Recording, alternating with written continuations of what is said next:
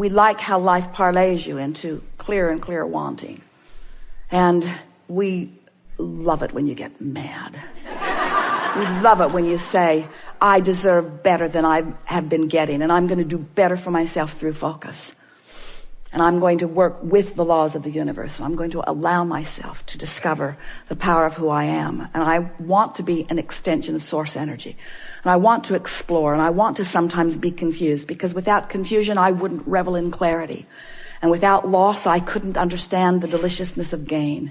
And without hunger, I wouldn't understand the fulfilling, satisfying meal. And without some thirst, I would not recognize how wonderful it is to drink that long, cool drink. Contrast is necessary to the expansion of who I am.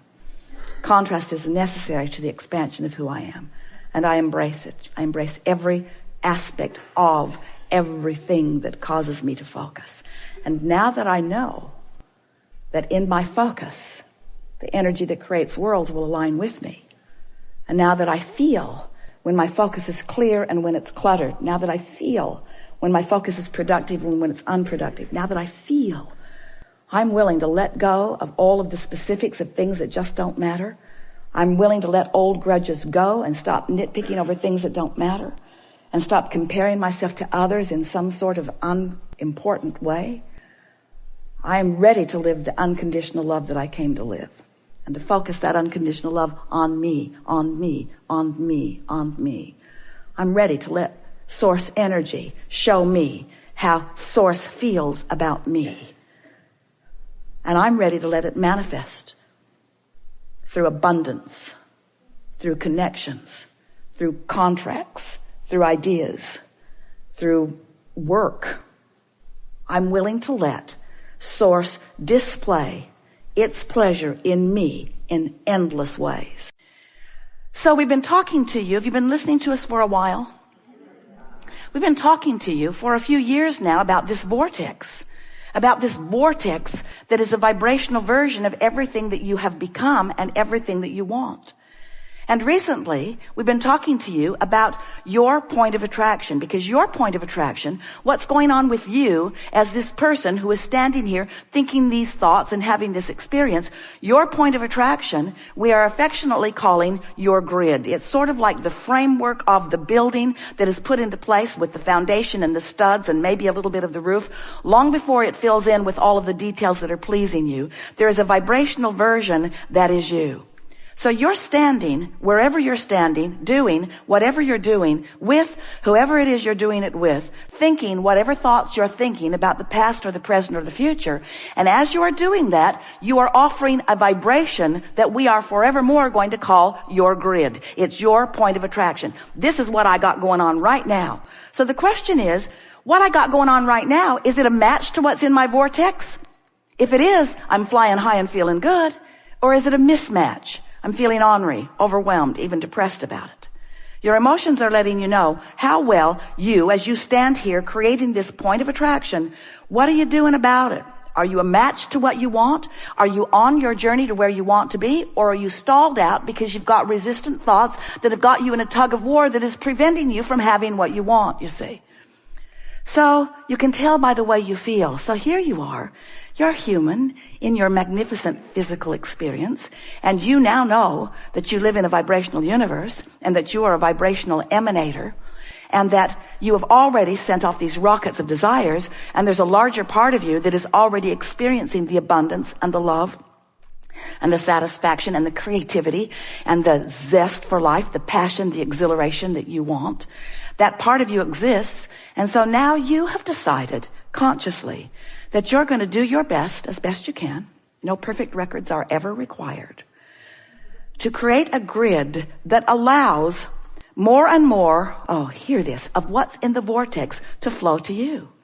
So just like it was really fun when you were looking into your yard and thinking about what you wanted, and you drove down the street and you saw your neighbor's yard, and it inspired you to want to do something more, that was the grid filling in.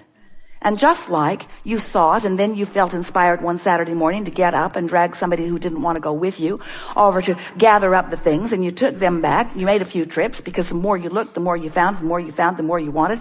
And you brought all that home, and then you spent the afternoon planting it and the satisfaction that you felt. So that was grid filling in, grid filling in, grid filling in.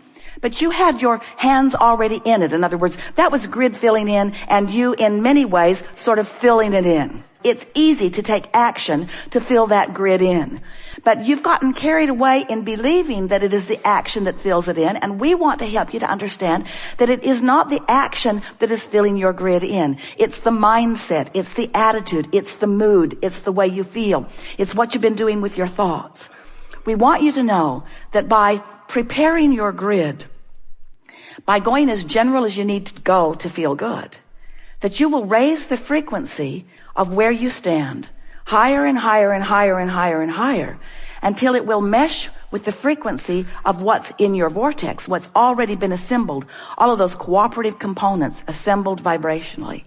And now they will begin to flow into your experience. We want you to salivate at the idea of molding that clay. That's the clay we want you to think of molding just for a while. Hold off in going to the nursery and getting the flowers. Hold off in doing the action things. Hold off just a little bit and try to achieve more satisfaction in molding the vibrational clay. When you wake up, if you're ornery, go back to bed, really.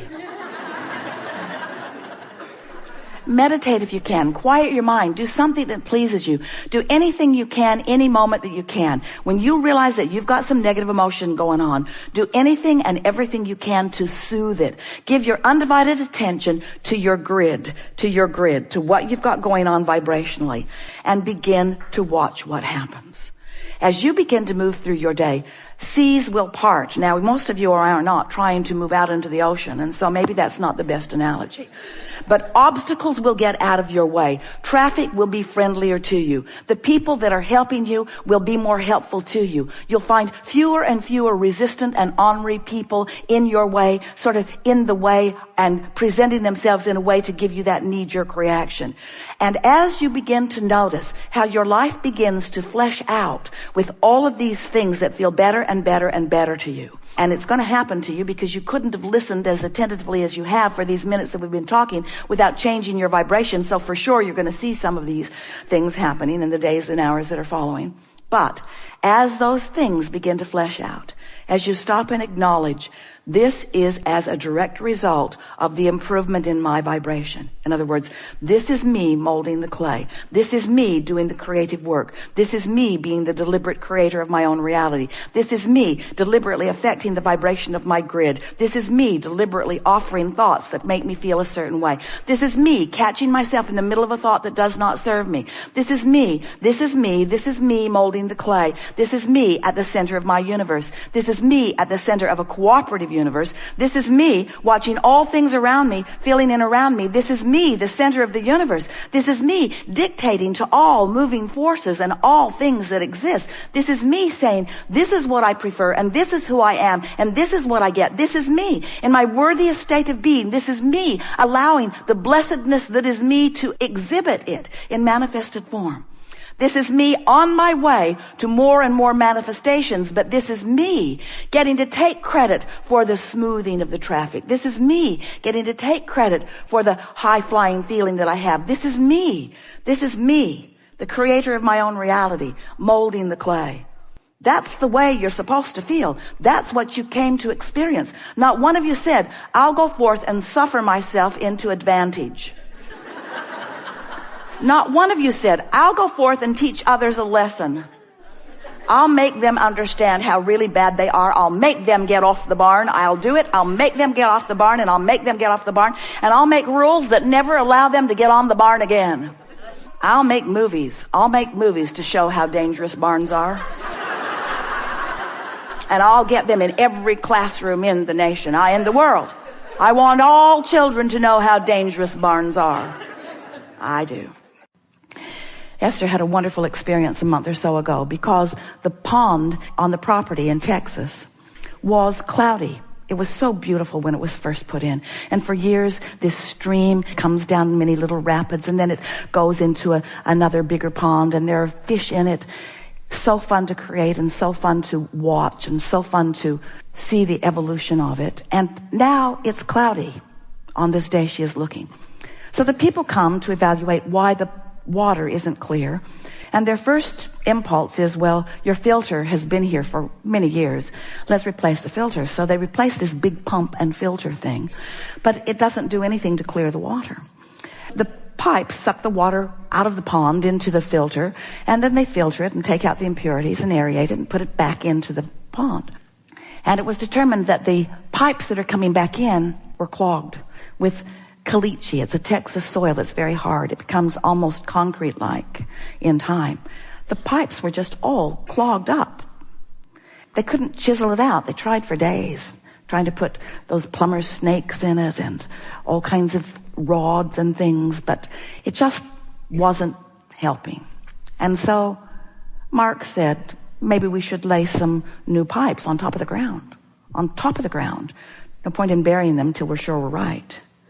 And so they cut a hole in the building, came right out from the filter, laid the new pipes on the ground, and right away the water started clearing up.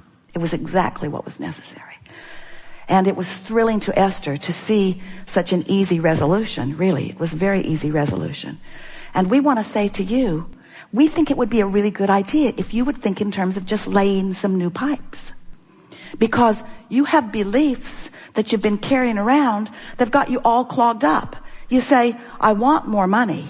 But then from your clogged pipe perspective, you say, but I only make this much money, and I've been here for a very long time, and I'm kind of at the top of my ceiling, and I really don't want to go looking for something else. And even if I did, the market isn't really right now. And we say, clogged pipes, clogged pipes, clogged pipes. You just talked yourself out of what you asked for.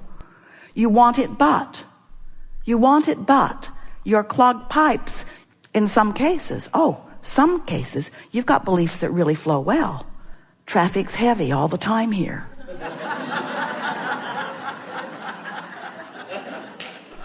This restaurant always messes with me at the drive-thru. In other words, on some subjects, you're flowing better than others. You just want to determine which subjects it is you want to flow on and which subjects that you are flowing on, which just means you just want to know. Because we want to say to you, you've got vortex versions of your life all over the place, just waiting to reveal themselves to you, depending upon which disc you choose. You get to decide. You get to decide what version of reality you're going to realize. And we love the word realize so much because it's your vibrational interpretation. It's you achieving vibrational alignment with it. We are so pleased with the analogies that we have offered to you through the years. Every one of them to try to help you with step 3 of the process. Every one of them to try to help you to find somehow, some way, to offer a vibrational frequency now and now and now and now and now and now and now until your point of attraction is where you want it to be. And we want you to know that your point of attraction is not where you want it to be if you are chronically worried about something. It's not where you want it to be if you're chronically complaining about something. It is not where you want it to be if you are chronically ornery, if you are chronically negative. It's not where you want it to be. You're achieving, under those cases, vibrational point of attraction that is resonant with stuff you don't want. And everything that's coming to you is because you've achieved some vibrational resonance with it. You never, ever, ever live anything that you don't believe. And a belief is just a thought that you keep thinking. So a lot of people, you're around the world, we're appreciating you all coming and playing with us today. And those of you here in the room, we know you tell us frequently. We hear you complaining from time to time about this. You're certain that this thing that happened to you was not something that you believed. But that cannot be true. because nothing comes to you that you have not practiced plenty of vibrational resonance with. We're eager to talk with you about anything that matters to you. Nothing is off limits. What do you want to talk about? Oh, you've come with some things. Yes, indeed. Oh, there's a lot of trouble in this room. Start right here.